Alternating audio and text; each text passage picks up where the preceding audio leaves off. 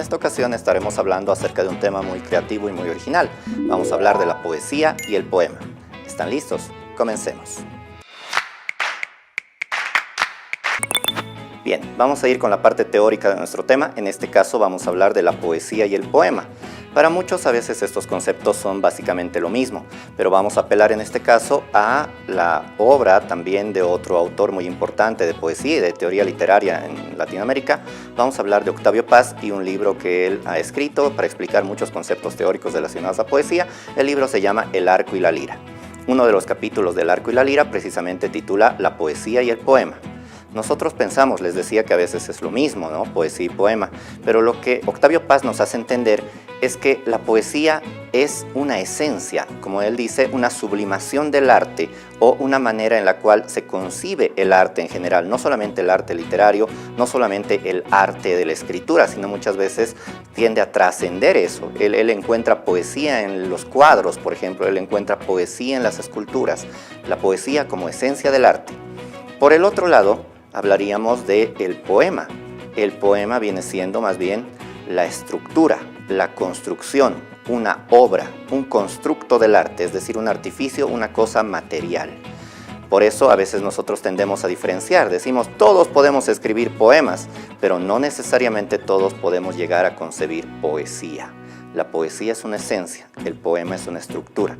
La estructura puede tener muchos elementos materiales, podemos incluir ahí metáforas, rimas, etc. Pero eso no quiere decir que vayamos a lograr la esencia de la poesía. Esa división es muy importante y tenemos que tomarlas en cuenta, jóvenes y señoritas, para entender que las construcciones, lo físico es el poema y la esencia es la poesía. Sigamos adelante. En este caso, ya que vamos a empezar a leer poemas y vamos a tratar de descubrir esa esencia de la poesía, tenemos que básicamente dirigirnos a tres aspectos. ¿Cuáles son los tres aspectos? En primer lugar está el yo poético. ¿Qué es el yo poético? Cuando nosotros leemos, por ejemplo, una novela o un cuento, el que habla es el narrador, ¿no es cierto? Pero cuando leemos un poema, ¿quién habla? El que habla es el denominado yo poético. ¿Ya? La voz que se pronuncia en el poema es el yo poético. Luego tenemos el segundo aspecto. El segundo aspecto sería el tema o el tópico. Todo poeta tiende a dirigirse a ciertos temas y muchas veces reproducirlos y repetirlos de manera recurrente. En este caso habíamos tenido, por ejemplo, los poemas de Jaime Sáenz, y si los leemos con detenimiento seguramente llegaremos a la conclusión de que uno de los temas preferidos de Jaime Sáenz son la muerte, la soledad y posiblemente la noche. El tercer aspecto del que tenemos que hablar si vamos a entender un poco la poesía y los poemas es la construcción de los versos. ¿Qué es un verso? Cuando nosotros leemos un libro, generalmente si es un libro de cualquier área de conocimiento, el libro está escrito en párrafos, ¿no? ¿Cómo son los párrafos? Es un texto que va de manera continua durante varias líneas hasta llegar al punto aparte. Llegamos al punto aparte y empieza un nuevo párrafo.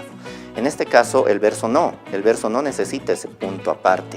El verso es simplemente una línea, que pueden ser 3, 4, 5, 7 palabras que expresan una idea. No necesita el punto aparte y aún así baja otro nivel para que se cree o se genere un nuevo verso.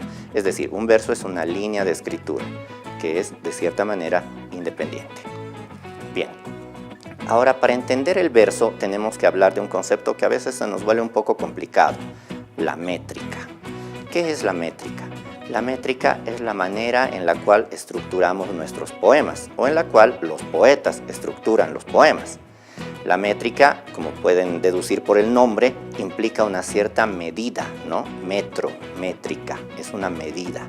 ¿Qué quiere decir? ¿Vamos a medir con una wincha los versos? No, los versos se miden en función a la cantidad de sílabas que tienen. De este modo vamos a hablar del número de las sílabas, vamos a hablar de los tipos de rima que existen en los versos y vamos a hablar seguramente de las licencias poéticas. Bien, vayamos uno por uno. Si hablamos de la medición de los versos en cuanto a su longitud de sílabas, vamos a encontrar dos tipos de versos. Vamos a hablar de los versos de arte menor y los versos de arte mayor. ¿Cuáles son estos? Se entiende como versos de arte menor aquellos que van desde 2 sílabas hasta 8 sílabas. Es decir, si usamos los denominativos para cada uno, podríamos decir un verso bisílabo es de 2 sílabas, un verso trisílabo, 3 sílabas, etcétera, etcétera, hasta llegar al octosílabo, que sería de 8 sílabas. Hasta ahí el arte menor. Cuando excedemos este número de 8 sílabas y ya nos sale un verso de 9, 10, 11, 12 sílabas, ya tienen otros denominativos y se convierten en versos de arte mayor. En este caso, si decimos eneasílabo, es de 9 sílabas, decasílabo, 10 sílabas, etc., hasta llegar al 13, que sería tridecasílabo.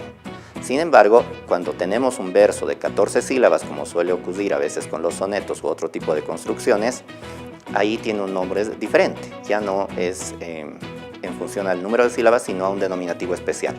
El verso de arte mayor de 14 sílabas se conoce como verso alejandrino. Y como les decía, en algún caso suele usarse para escribir los llamados sonetos. Esa es la medición de sílabas de métrica de los poemas.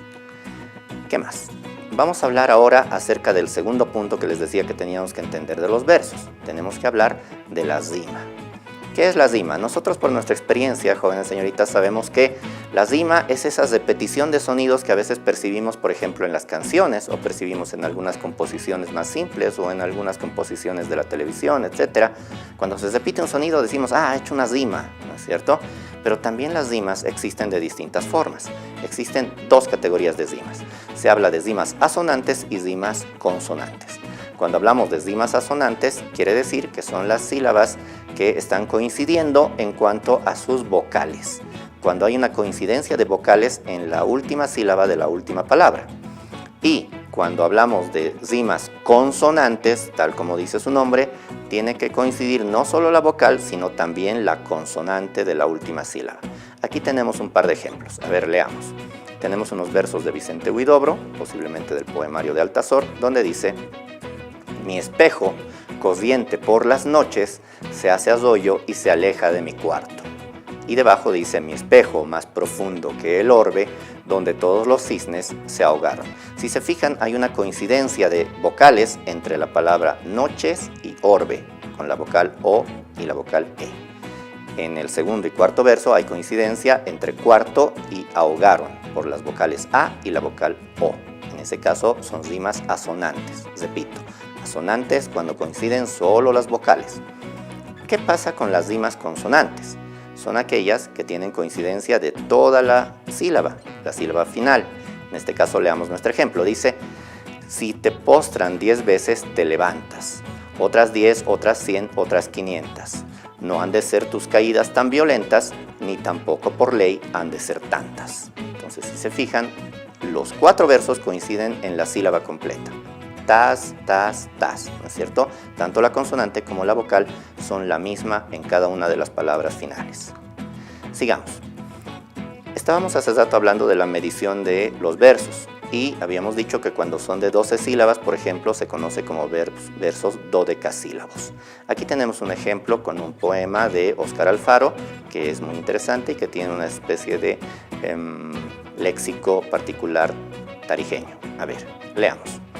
Yo soy como un árbol pegado a la tierra y nadie me arranca del pago en que vivo. Tengo un poncho verde, lo mismo que el campo, y llevo una faja plateada del río. Si se fijan, hay unas pequeñas variaciones de emplazos entre la E y la I, pero eso es, repito, por la forma, el léxico de expresión típica de la región de El Chaco y Tarija. Debajo de cada verso pueden observar ustedes que está dividido por sílabas, ¿no? Y en algunos casos se respeta los diptongos, en otros casos se está separando los diptongos, pero el punto es que si hacemos la sumatoria al final tenemos 12 sílabas, 12 sílabas, 12 sílabas, 12 sílabas. Eso nos dice que esta estrofa de este poema de Óscar Alfaro es un poema o es una estrofa dodecasílaba, ¿ya? Pueden revisarlo con más detalle si gustan, pero estamos cumpliendo la cantidad. Ahora, ¿qué pasa cuando encontramos poemas que por más que dividimos y contamos las sílabas, no coinciden? Aparece, digamos, uno con 12, el otro con 11, el otro con 10. Entonces, en ese caso, ¿qué estará pasando? Lo que pasa es que tenemos que aplicar lo que se llaman las licencias poéticas. ¿Qué son las licencias poéticas? Las licencias poéticas son aquellas variaciones que se permiten para omitir la regla de alguna manera. Existen 3 licencias poéticas. Estamos hablando de la sinalefa, la diéresis y la sinéresis. En este caso vamos a revisar cada una de estas. Primero, la sinalefa. Este recurso, dice, hace que en una sola sílaba se reúnan 2 palabras, Es un poco raro, ¿no? Porque siempre decimos que cada palabra se divide en sus sílabas, pero en este caso lo que hace es unir. Tenemos aquí un verso de José de Espronceda, de un poema que titula La canción del pirata, que dice hacia un lado, al otro Europa, y si se fijan ahí, las letras que están con rojo están uniendo palabras, inclusive están uniendo 3 palabras en una sola sílaba, ahí donde dice hacia un lado, son 3 palabras que se están uniendo porque son de coincidencia de vocales, A, U, y se están uniendo las 3 como una sola sílaba. De ese modo, al hacer el conteo van a ser solamente el valor de una, ¿ya? ¿Cuál es el otro ejemplo? Está la diéresis, que consiste, dice, en deshacer un diptongo. Sabemos que un diptongo es la unión de 2 vocales, ¿no?, que pueden convertirse en una sola sílaba, en este caso lo está separando. El verso es negras violas, blancos alelíes. Esa parte de líes debía ser una sola, pero lo estamos separando, eso es diéresis. Y en el caso de la sinéresis, lo que se hace es convertir un hiato en diptongo. El hiato es la unión de vocales, pero que no debían separarse. En este caso lo vamos a separar como si fuera diptongo. Tenemos héroe, tenemos poesía, es decir, esas debían ser separadas, pero las estamos uniendo. De ese modo, tenemos sinéresis y tenemos la coincidencia de cantidad de sílabas. Pues bien, de este modo hemos hecho el desarrollo de las primeras aproximaciones a lo que sería la poesía y el poema y las principales estructuras que podemos observar dentro de un poema. Espero que todo esto haya sido muy provechoso para cada uno de ustedes y podamos en una posterior clase ir desarrollando aún más conocimientos.